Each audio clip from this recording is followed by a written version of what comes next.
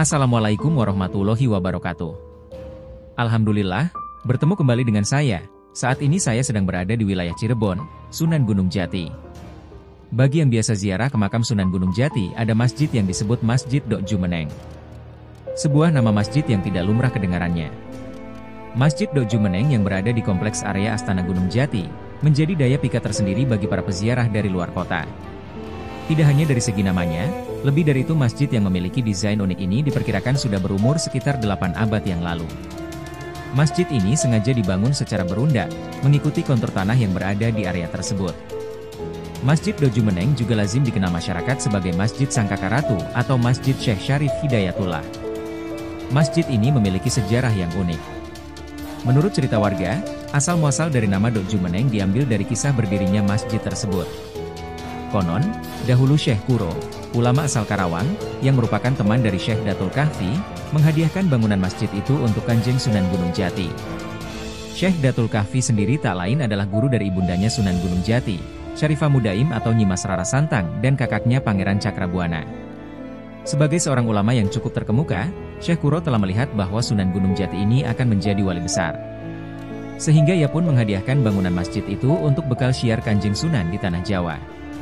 Menurut cerita sih, Syekh Kuro itu memindahkan masjid ini dari Karawang ke Gunung Jati dengan cara diterbangkan dengan sekejap, sehingga muncullah nama Dok Jumeneng, yang artinya dalam bahasa Indonesia, ialah muncul secara tiba-tiba.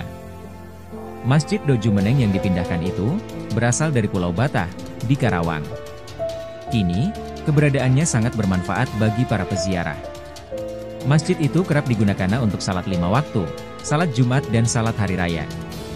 Masjid itu terdiri dari 5 undakan, dan memiliki bangunan utama 20x20 meter persegi. Bangunan itu, kata Suproni, menghadap langsung ke makam Sunan Gunung Jati yang berada di depan masjid. Bangunan utama inilah yang awalnya berdiri. Kemudian dikembangkan dan diluaskan hingga bisa menampung banyak jemaat.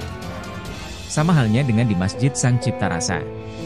Pintu di bangunan utama Masjid Dok Jumeneng hanya dibuka setiap malam Jumat hingga salat Jumat berakhir.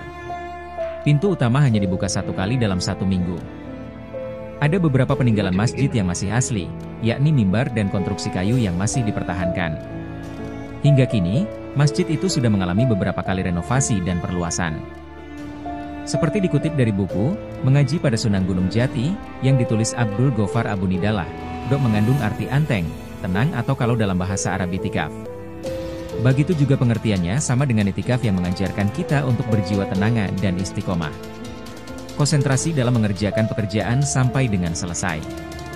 Sedangkan kata Jumeneng berarti menjadi diri sendiri, dengan kesetiaan insani. Menjadi insan yang telah menyempurnakan pelaksanaan ibadah sebagai tugas hidupnya sebagai Abdullah, dan menempati makom tertinggi di sisi Allah. Memperoleh keagungan derajat dan kehormatan di antara makhluk pranata yang sempurna di semua sektor kehidupan sehari-hari. Secara lahiriah, salat yang dilakukan di masjid, ialah bersujud. Sehingga Dok Jumeneng mengandung arti sikap istiqomah dalam melaksanakan salat dengan menerapkan nilai-nilai salat itu dalam perilaku sehari-hari, untuk mencapai kesejatian sebagai hamba Allah. Demikian yang dapat saya sampaikan, apabila ada kesalahan atau kekeliruan mohon dimaafkan. Jangan lupa, like, share dan subscribe channel YouTube ini. Terima kasih. Wassalamualaikum warahmatullahi wabarakatuh.